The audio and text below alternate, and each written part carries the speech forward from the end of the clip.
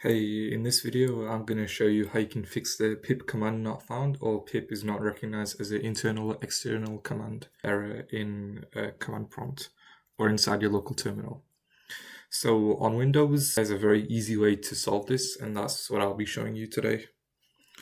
All you have to do is go into Environment Variables, click Environment Variables tab, and then all you have to do is go inside Systems Variables and find an option called Path. Yeah, Path over here. What you can do is click Edit, and then simply all you have to do is add in the correct path of Python into your environment variables. So the path should look something like this on your local system if you've got Python installed.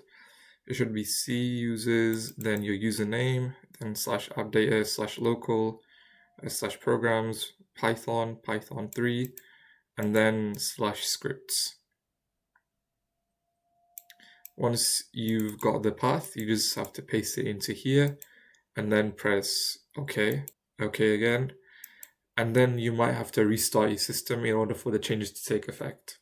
And yeah, that should fix the problem. If you enjoyed this video, then please like, share, comment, and subscribe to my channel to see more content.